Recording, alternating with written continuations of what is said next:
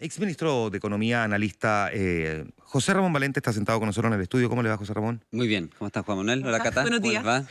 José Ramón, no ha de haber sido fácil, me imagino, hacerse cargo de las reacciones posteriores a esta frase de que el modelo de desarrollo estaba funcionando bien y a la gente le da vergüenza decirlo. ¿Cuál fue digamos, la percepción posterior que le tocó asumir a José Ramón Valente después de decirle una frase como No, esta? muy interesante porque en el fondo te das cuenta del desencuentro que hay desde el punto de vista de que nos está costando conversar. Porque no es incompatible el tener claridad de que hay mucha gente en Chile que todavía vive en pobreza, casi 10%, mucha gente de clase media que lo pasa mal, que tiene apreturas financieras, que está endeudado, que le cuesta llegar a la pega porque se demora, que tiene estrés. O sea, toda esa angustia que muchos chilenos sienten porque viven con muy poco, pensionados, ¿no es cierto?, que reciben pensiones muy bajas. No es incompatible eso con decir que el modelo de desarrollo estaba funcionando y estaba funcionando para la mayor parte de los chilenos. Porque efectivamente esa condición es la condición de una clase media de un país que está todavía en camino al desarrollo, en camino, ¿no es cierto?, a niveles de estándares de vida mejores, pero que ha recorrido parte de un camino en los últimos 30 años que ha permitido por primera vez en su historia que mucha gente salga de la pobreza, que mucha gente, ¿no es cierto?, logre algunos objetivos y que le queda mucho por avanzar. Entonces, yo digo una frase, mira, el modelo de desarrollo está funcionando para la mayor parte de los chilenos. Y mucha gente me dice, pero ¿cómo puede ser tan insensible? No, pero es que son dos cosas totalmente distintas. Una cosa es haber encontrado el camino y ir en una caravana hacia un destino al cual no hemos llegado.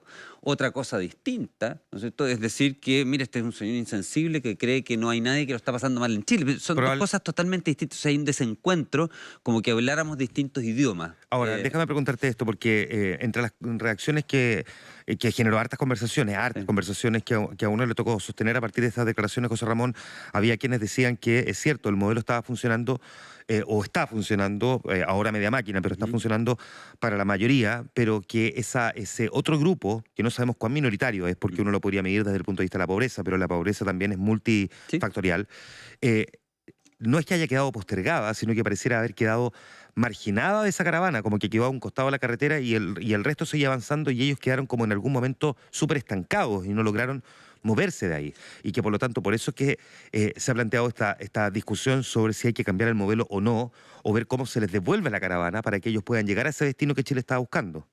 En todas las sociedades hay personas que en definitiva les va más mal que a otras, por mala suerte, porque el fondo han sido de alguna manera nacido en las condiciones que no han nacido otros, no han tenido, ¿no es cierto?, la condición de nacer en esa situación. El Claro, tema pero es si el país le perdona, está dando ciertas oportunidades o no. eso, uno podría pensar en un modelo virtuoso cuando el modelo virtuoso logra incorporar a esas Sí, personas que nacen en situaciones más por supuesto. precarizadas para que no condicione su destino, su futuro, su origen.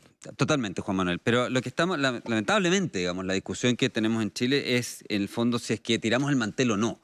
Y esas personas, no sé, y muchas personas en Chile están diciendo, ¿sabes qué más? Tenemos que tirar el mantel y poner la mesa de nuevo. O sea, armar completamente el puzzle de nuevo.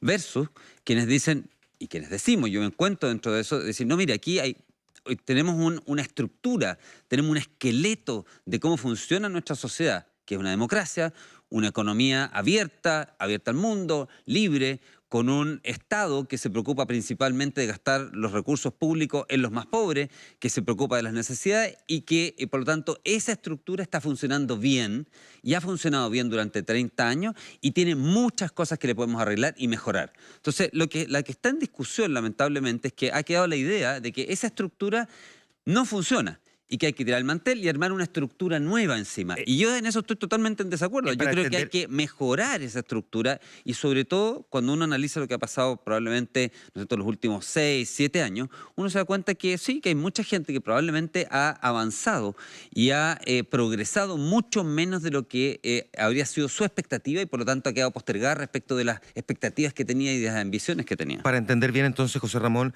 lo que tú planteas es que este modelo necesita evidentemente un reacondicionamiento y modificaciones importantes. Pero esas modificaciones, ¿tú las harías dentro de la actual Constitución? O sea, por ejemplo, la lógica de rechazar para reformar. ¿O crees que es posible, a través de una nueva Constitución, sostener el modelo y hacerle esos cambios profundos? Mira, siempre, de partida, no es que uno dice, mira, ahora necesita cambios. Siempre hay que hacer cambios, porque todo va evolucionando, ¿no es cierto? Estamos en una revolución tecnológica que obviamente implica que tenemos que hacer cambios, como por ejemplo, modernizar las estructuras que nos servían hace a lo mejor 30, 40 años y ahora no nos sirven porque tenemos otra forma en que nos estamos relacionando los seres humanos, nos estamos relacionando a través de la tecnología. Eso requiere cambio inmediatamente. Hay cosas que pueden no estar funcionando. Sabemos, por ejemplo, que en el gasto público, en gasto social, la mayor parte de los programas sociales están mal evaluados. ¿Qué significa eso? Que no estamos gastando mal la plata. Bueno, esos son cambios que tenemos que hacer. Sabemos que nuestro sistema político está tremendamente mal evaluado por la población, el Congreso y bueno, tenemos que mejorar la forma en que están alineados los incentivos de los parlamentarios respecto de las necesidades de la gente. Los parlamentarios parecen estar, ¿no es cierto?, en Júpiter con sus discusiones cuando la gente, ¿no es cierto?, está en la Tierra. Bueno, ¿eso significa que tenemos que eliminar el Parlamento? No, pero significa que probablemente podemos hacer cambios en la forma, por ejemplo, en que si hay reelección o no hay reelección, cuántos periodos de reelección, cuál es la dieta. Eso ya implica un cambio constitucional mayor. Reformar sobre lo que tenemos me parece a mí mucho más razonable para una sociedad evolucionada como la chilena, que ha tenido resultados buenos por primera vez en su historia en los últimos 30 años, que partir desde una hoja en blanco. Tú me dices si se requieren dentro de esas reformas cambios constitucionales. Obviamente, las constituciones, digamos, son igual que cualquier otra de las cosas, de las creaciones humanas, tienen que ser cosas vivas que se vayan reformando. Si la solución es, ¿no es cierto?, parar esta caravana completamente, parar este tren y repensarlo durante 2 años para recién después de 2 años partir de nuevo y echarlo a andar, yo creo que la verdad nos dimos un cronograma que nos va a hacer mucho daño. Pero está puesto ahí, yo creo que es parte de los resultados de lo que fue estos estallidos, ¿no es cierto?, de violencia y sociales de octubre pasado. Conversamos con José Ramón Valente esta mañana en ¿Quién lo diría? José Ramón, en esta idea del puzzle que tú planteas ahora, siempre ha quedado permeada la idea de que la generación de riqueza se ha convertido en algo ilegítimo en nuestro país. Y es un tema social, de calle hoy día, y que apunta directamente a los empresarios. ¿Qué pasa con esa idea? ¿Cómo reformamos en ese concepto que la generación de riqueza no necesariamente es ilegítima? Me encanta, yo creo que ese es un temazo, o sea, de verdad yo creo que parte relevante del apoyo como bastante masivo que tuvieron las movilizaciones de octubre y noviembre tienen que ver con lo que tú estás planteando. Cuando en un país la mayor parte de las personas cree que quienes son más ricos que ellos, esa riqueza la ganaron en forma ilegítima, por un monopolio, por un pituto, por corrupción. Entonces, la verdad es que la sociedad obviamente tiene como el derecho a decir, ¿sabe qué más? Partamos de nuevo. Y por lo tanto, los casos de corrupción en instituciones, como vimos en Carabineros, ¿no es cierto?, los casos que vimos en el Ejército, los casos de colusión en el papel confort, los casos de los pollos, todos esos casos que conformaron la idea de que había creación ilegítima de riqueza en Chile, son un relato que permeó mucho en la sociedad y que yo creo que efectivamente sirvió como caldo de cultivo para que fueran masivas estas manifestaciones. Yo creo que ahí hay que, uno, ser muy severo en el castigo a cuando hayan esos casos de colusión, y dos, tener un relato mucho más claro de que en realidad la mayor parte de los chilenos se levanta en las mañanas a hacer actividades legítimas y que la mayor parte de los chilenos, cuando ha progresado la gente de clase media, lo ha hecho con esfuerzo, lo ha hecho en mercados competitivos, lo ha hecho porque ha estudiado, lo ha hecho porque ha salido adelante y que hay casos aislados que han sido súper mediáticos, que son de creación ilegítima de riqueza, pero que el país funciona en un esquema en el cual la mayor parte de los chilenos nos levantamos en las mañanas y tenemos actividades legítimas y en las cuales hemos progresado sobre la base, ¿no es cierto?, de un esfuerzo y de instituciones que nos dan la posibilidad de emprender, de progresar. Y por lo tanto, Chile no es un país donde toda la riqueza se haya generado en forma ilegítima. Si llegamos a la conclusión de que es así y que estamos, ¿no es cierto?, en un caso en que Chile es un gran lavallato, entonces claramente es posible que tengamos estallidos como los de octubre pasado. Sí, José Ramón, ¿se corrige en parte esta visión con la modernización tributaria recientemente aprobada en el Congreso? No, mire, yo creo que la modernización tributaria, finalmente lo que ocurrió con la modernización tributaria es que una reforma tributaria que era neutra desde el punto de vista de recaudación terminó siendo una modificación, una reforma que recauda 2.000 millones, eso para aumentar los gastos en pensiones principalmente. Sí. Y yo te diría que hubo muchas modificaciones no muy mediáticas, más pequeñas, para facilitar y hacer más sencillo todo el código tributario, que son relevantes, pero... El impuesto al patrimonio, el hecho que los ricos paguen más, ¿te parece que se logra interpretar y leer bien hoy día? Mira, Cata, cuando tú ves la estructura tributaria de Chile, el impuesto a las empresas, y lo comparas con los impuestos a las empresas internacionalmente, es relativamente alto. 27% contra menos de 25% en la OCDE, contra 20% en Estados Unidos. O sea, por ahí, vamos, tú dices, bueno, ¿podemos subir más el impuesto a las empresas? La verdad es que vamos a hacer que nuestras empresas sean muy poco competitivas a nivel mundial si es que seguimos subiendo ese impuesto. Era 17% hace, no sé, 10 años atrás, y hoy día, ¿no es cierto?, es 27%. Desde el punto de vista del impuesto al patrimonio, en Chile ya existe el impuesto al patrimonio en varias facetas, digamos. Existen las patentes municipales, existen el impuesto a la herencia, existe el impuesto a las donaciones, o sea, existen las contribuciones de bienes raíces, o sea, ya tenemos una cantidad de impuestos distintos que conforman un impuesto al patrimonio. Cuando tú analizas de nuevo impuesto al patrimonio respecto de otros países, la mayor parte de los países de la OCDE ha eliminado el impuesto al patrimonio porque no recauda nada, no han encontrado la forma de hacerlo aplicar. El único que lo ha aplicado exitosamente es Suiza, que recauda un 1% del PIB. Los otros países recaudan menos del 0,1, 0,2%, y la mayor parte de ellos lo han eliminado. 14 países tenían impuesto al patrimonio hace 10 años atrás. Hoy día, ¿no es cierto?, son 5 o 6 países los que tienen impuesto al patrimonio. O sea, pareciera que no va por ahí tampoco la solución. Después te dice, bueno, impuesto a los ingresos, a los más altos ingresos. Eso se soluciona, eso en parte, ¿no es cierto?, se abordó en la reforma tributaria. Se subió nuevamente el tramo más alto a 40%. Quienes tienen rentas del capital pagan 44%. Entonces tú dices, ¿cuál es el límite para hacer que, si ya pagas 44%, casi la mitad de lo que ganas, si es que recibes rentas, ¿no es cierto?, porque eres accionista de una empresa, lo pagas como impuesto? ¿Cuánto más puedes cobrar, ¿no es cierto?, para poder recaudar? Bueno, la verdad es que sí, en la historia se ha llegado a límites de 75% en otros países, pero típicamente cuando llega a esos niveles vas de vuelta porque empiezan a desaparecer la gente, digamos, ya sea porque esconde la plata o porque se va a vivir a otros lados o porque simplemente, ¿no es cierto?, deja de generar esa riqueza. Entonces, la solución, que es ahí del punto de lo que planteé, yo lo planteé hace un tiempo atrás, cuando tú miras qué han hecho otros países, dice, bueno, porque Juan Manuel me va a decir, bueno, entonces, José, tú estás planteando, José Ramón, que no se pueden subir los impuestos en Chile. No, yo ni por eso estaba pensando en eso. Ya, en todo caso. pero bueno, pero es legítimo que la gente dice, pero este señor, entonces, nunca se puede hacer nada. Entonces, no se puede aumentar el tamaño del Estado. Tú ves otros países como los países europeos, dicen, bueno, los países europeos tienen estados de bienestar mucho más, digamos, robustos, más grandes que el chileno. ¿Cómo lo han hecho? ¿Qué impuestos han subido? Y te das cuenta que la diferencia entre la estructura de impuestos de Chile y la estructura de impuestos de esos países es básicamente los impuestos al ingreso de la clase media. Quienes ganan 1 millón de pesos en Chile, digamos clase media acomodada, en Chile paga impuesto a la renta por ese 1 millón de pesos de 1%.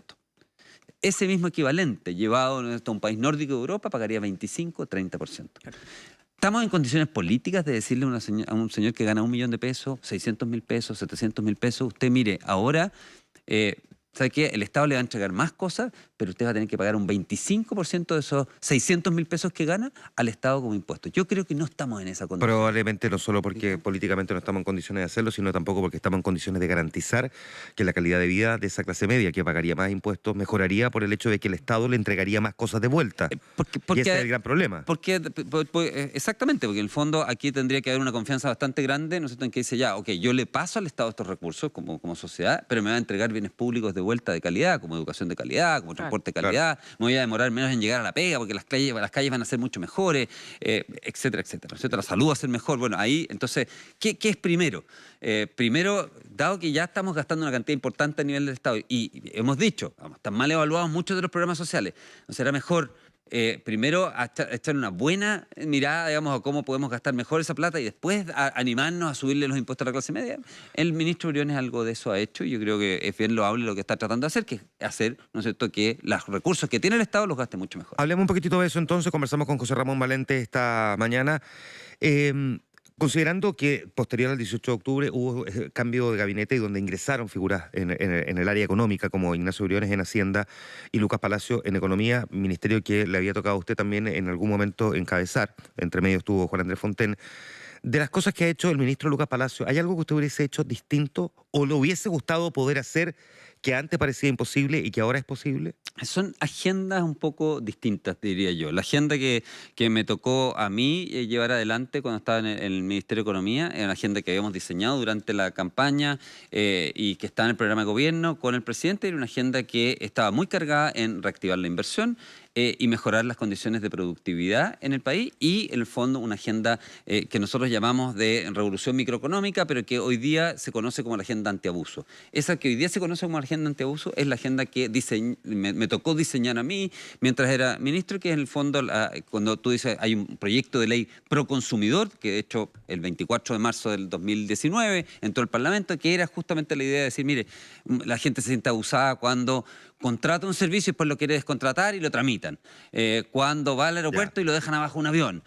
Cuando quiere cambiar su crédito hipotecario y no lo dejan cambiar su crédito hipotecario. Esa agenda estaba potente. Esos son los tres elementos que a mí me tocó liderar y que la verdad que hoy día ha cambiado un poco las prioridades de la crisis. Hizo que el ministro Palacio básicamente se tuviera que dedicar a darle auxilio a las pymes. Nosotros, mientras me tocó a mí, hicimos una ley en beneficio de las pymes muy relevante, que es la ley de pago a 30 días. Él le ha tenido que hacer más bien acciones de emergencia, ¿no es cierto?, por lo mal paradas que quedaron las pymes después del 18 de octubre. Son gestiones y agendas totalmente distintas, muy difíciles de comparar. ¿Cree que, sin embargo, si no se hubiese generado ese cambio de gabinete en el que se produjo a su vez su salida, usted habría sido el ministro que le hubiese tocado encabezar este proceso? Y si le hubiese tocado encabezarlo, ¿hay algo que agregaría a lo que ha hecho Lucas Palacio? Es muy difícil la pregunta que me están haciendo, porque es difícil ponerse en las condiciones y la verdad sí, que... es cierto, pero también uno mira y dice, mira, sí, si yo estuviera en el Ministerio de Economía, en estos momentos yo estaría haciendo esto. No, lo que yo te quiero decir es que la verdad es que el gobierno, el programa que está llevando a cabo el gobierno ahora es un programa muy distinto del programa que quienes entramos al inicio del gobierno teníamos, porque nosotros teníamos un programa en Chile que básicamente venía creciendo muy poco para hacerlo crecer más y para llegar, ¿no es cierto?, a ser el primer país desarrollado de Latinoamérica. Había una ambición muy grande, una épica muy grande de llevar la calidad de vida de los chilenos, ¿no es cierto?, a la calidad de vida de país desarrollado. Y hoy día ¿Renunció el presidente a su programa de gobierno? Yo creo que más que renunciar él, las circunstancias ambientales lo han obligado, ¿no es cierto?, a tener que priorizar en cosas distintas a las que estaban en el programa original. Bueno, sus votantes sienten que renunció, es cosa de ver las encuestas. Sí. Pero yo creo que las circunstancias hacen que el gobierno entero tenga que priorizar hoy día cosas que no eran las prioridades que estaban en el programa de gobierno original. Hoy día es salir de la crisis, hoy día es evitar una recesión, hoy día es, ¿no es cierto?, ir en auxilio de la gente que está quedando en desempleo. ¿Cree usted que vamos a evitar una recesión con las medidas que se han tomado? La gran pregunta. Yo creo que tenemos una probabilidad alta de caer en recesión, Cata. Cuando tú sumas lo que está ocurriendo en Chile, en el cual tenemos un desencuentro en la sociedad importante, que al final los países funcionan y los países crecen cuando nos encontramos, ¿no es cierto? Si nosotros tres nos hubiéramos quedado en la cama hoy día y no hubiéramos venido a este programa, el programa no se habría hecho. Y eso es... O lo habría tenido que hacer Benjamín Cantín. Pero habría sido, ¿no es cierto?, de menor calidad. No, de hecho, todo lo contrario. Por favor, Benjamín, tranquilo. Pero habría tenido una sola mirada y no tres. Sí, lo que quiero decir es que las economías funcionan, las economías modernas funcionan así, funcionan con la interacción entre las personas. Entonces, esa interacción entre las personas se ha dañado fuertemente en Chile porque hay desconfianza. Los índices de incertidumbre que medíamos en la economía no son altos, entonces la gente no está tomando decisiones, no hay interacción. Hay desconfianza y hay violencia, no hay interacción.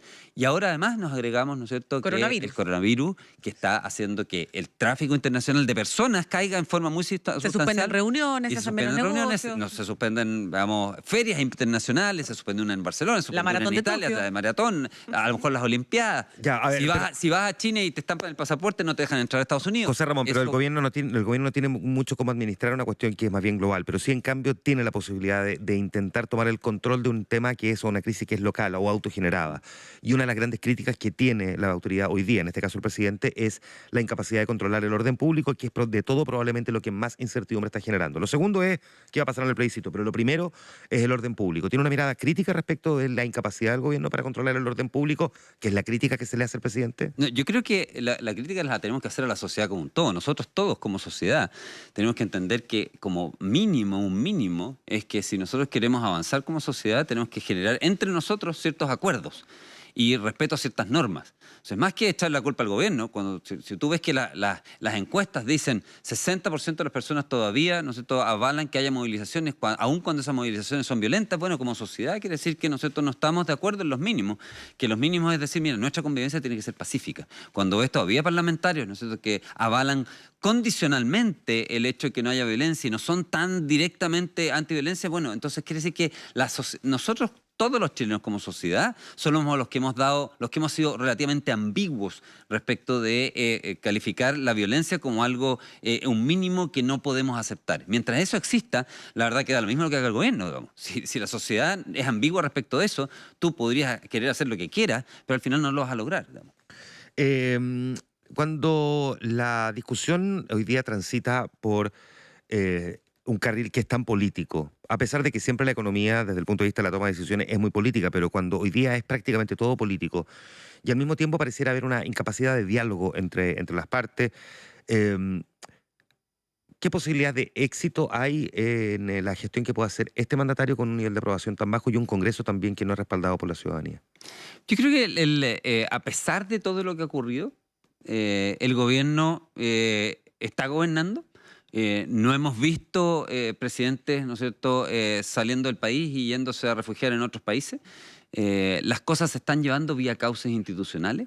Y en ese sentido, el presidente probablemente tiene muy claro que puede hacer, ante una crisis tan severa como la que vivió Chile, una diferencia grande respecto de lo que han sido crisis similares en otros países de la región, que han terminado finalmente, ¿no es cierto?, con disolución del Parlamento, con presidentes que se van, con elecciones anticipadas, y por lo tanto, si Chile logra llegar, vamos, a hacer todo el cronograma que tiene hasta el cambio de gobierno, que es la Constitución, que son las elecciones, que hay un cambio ordenado de gobierno, que esto es democrático, que logra controlar la violencia para que esto sea dentro, ¿no es cierto?, de un clima de paz. Bueno, va a haber generado igual una diferencia respecto de los otros procesos latinoamericanos y vamos a ser mejor en el sentido de que a pesar de todo logramos manejar una crisis por causas institucionales. Manejar esta crisis por causas institucionales yo creo que es uno de los grandes objetivos que hoy día, ¿no es cierto?, debe tener, supongo, no lo he conversado directamente con él, el presidente y el gobierno, pero me imagino que porque eso hace una diferencia importante respecto a otros procesos. Varias personas me están preguntando que comprenden el argumento que usted da respecto de las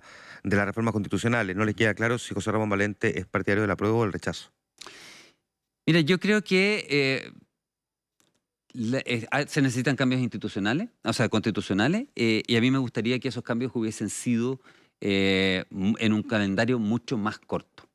Usted ya da por sentado que va a ganar el apruebo cuando dice hubiesen sido. Yo creo que el calendario que nos pusimos, si es que gana el apruebo, es un calendario, ¿no es cierto?, extremadamente largo que nos va a tener durante 2 años sin tener claras cuáles son las reglas básicas de convivencia de la economía. Hoy día, más que yo darlo por descontado, hoy día lo que las encuestas te dicen, ¿no es cierto?, es que está más o menos 70-30 a favor del apruebo. Por lo tanto, uno tiene que, con esas encuestas, decir, mire, lo más probable es que tengamos un calendario en el cual al 22 de marzo del 2022 recién vamos a, o sea, a marzo del 2022 recién vamos a tener una nueva constitución. Por lo tanto, más allá de eso, ¿usted preferiría el rechazo? No, es que la verdad que encuentro totalmente irrelevante. Yo, si me preguntas a mí, yo no habría hecho este plebiscito de entrada, digamos.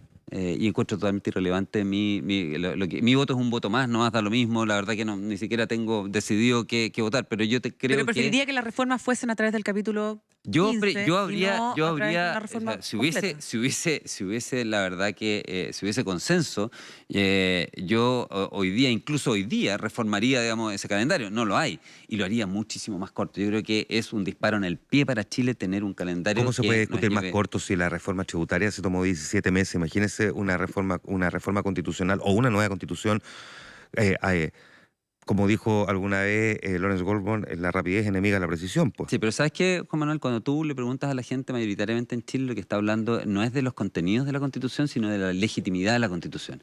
Entonces, si nos ponemos de acuerdo en que la mayor parte de los contenidos de la Constitución están bien, porque han funcionado, y lo que queremos hacer es que tengamos una constitución que sea que haya nacido legítimamente, porque sea votada por esta generación, porque sea votada, ¿no es cierto?, en un plebiscito limpio. Bueno, la verdad que entonces probablemente sí lo podemos hacer en un calendario mucho más corto. Si partimos de un hoja en blanco y lo que quieres es empezar a discutir punto por punto cada uno de los aspectos de la Constitución y realmente vas a partir, ¿no es cierto?, una discusión de cero, entonces tienes razón tú y necesitamos ese calendario completo. Pero si estamos de acuerdo en que en la mayor parte de esos aspectos la Constitución ha funcionado bien y que lo que estamos debatiendo es la legitimidad de ella, bueno, probablemente el calendario podría ser mucho mejor. Antes que se nos vaya el tiempo, José Ramón Valente, en la historia que nos vincula en distintos medios de comunicación, radio, televisión, en fin, ha sido analista también y a ayudar a entender el momento económico que estamos viviendo. Ya hemos hablado harto de política, pero me gustaría aprovechar también de mirar, por ejemplo, cuál es tu proyección que tienes respecto de lo que debería pasar con el cobre. Yo sé que hay mucha incertidumbre precisamente por lo que tú mencionabas recién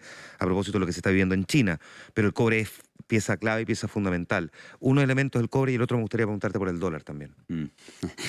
Bueno, tú sabes que, obviamente lo hemos aprendido juntos a través de estos más de 20 años, digamos, pero los precios es algo que uno no puede predecir, porque se supone que toda la información que está dando vuelta en el mercado es la que está reflejada en el precio que tú ves hoy día en las pantallas, ¿ya? Y por lo tanto, cualquier cosa que yo diga del precio, estoy siendo, ¿no es cierto?, uno más de cientos de analistas a través del mundo que están haciendo esa misma predicción y ya están contenidos en la información del precio de hoy día. Entonces, es decir, si el precio del cobre va a subir o va a bajar, digamos, es realmente tirar una tómbola. Pero hay cosas interesantes que uno puede decir respecto de esas dos variables. Los precios al final reflejan cosas, reflejan las proyecciones de mucha gente, reflejan las proyecciones de empresas. Cuando el precio del cobre ha bajado, eso lo que está reflejando es que se espera una desaceleración significativa en China. Si esa desaceleración se va a dar definitivamente de forma permanente o no, está en discusión hoy día. Hay gente que dice, mire, el coronavirus va a desaparecer en 2 meses más, va a llegar el verano a Europa, el coronavirus no sobrevive en verano y por lo tanto se va a desvanecer, ¿ya? Y por lo tanto es una discusión de ahora. Pero hay gente, y por lo tanto vamos a tener una recuperación en B corta, como dicen. Y si eso ocurre, entonces vamos a tener una recuperación probablemente del cobre, porque van a decir, entonces lo de China fue solamente un periodo corto, no fue permanente, y China se va a recuperar, y la demanda se va a recuperar, y entonces China nuevamente, digamos, a ser un demandante importante de cobre. Eso es parte del análisis que hay y nadie lo sabe. Nadie podría decir hoy día, sí, el coronavirus va a desaparecer en 2 meses más, pero está dentro de las posibilidades. Pero un dato concreto es lo que viene en el plebiscito, por ejemplo, que hay algunos que estiman que si ganan la prueba, el dólar va a subir. Pero, de nuevo, Cata, como eso ya a mucha gente lo tiene analizado, esa probabilidad está metida en el precio del dólar de hoy día. Entonces, lo que puede cambiar es que si la expectativa de ese plebiscito es muy distinta a lo que la gente tenía, ahí te va a cambiar el precio. Pero si tú crees de verdad, ¿no es cierto?, que hay 70-30 de posibilidades que gane la prueba, y si tú dices, y se gana la prueba, entonces va a subir el dólar, bueno, el dólar ya subió por ese factor. Esos son otros factores nuevos los que los tendrían que hacer subir o bajar. O sea, de nuevo, los precios anticipan las cosas del futuro. Porque ese es el tema. Si el dólar cuesta lo que cuesta y está, digamos, asociado o en línea con los fundamentos, bueno, es lo que tiene que costar nomás, pero siente que se está alejando. Mira, lo más relevante del dólar, de nuevo, los precios reflejan cosas y en el caso del dólar, el precio del dólar, lo alto del dólar es el reflejo de nuestra pobreza. Claro. Mientras más alto sea el dólar, sí, pues, obvio. es el reflejo del empobrecimiento de nuestro país, ¿no es cierto? La depreciación que está en nuestra moneda, el bajo poder de compra que tiene el peso y por lo tanto el peso es nuestro trabajo. En el fondo, básicamente está diciendo cuánto vale una hora de un chileno trabajando en términos de bienes que pueda comprar fuera de Chile. Mientras más alto sea el dólar, menos vale nuestro trabajo. El valor de nuestro esfuerzo y nuestro trabajo se ha depreciado en forma significativa con la depreciación del dólar y eso es reflejo del daño que le hemos hecho a la economía desde octubre hasta ahora. José Ramón Valente esta mañana conversando con nosotros en ¿Quién lo diría en Infinita? José Ramón, muchas gracias por estar aquí en el estudio. Gracias.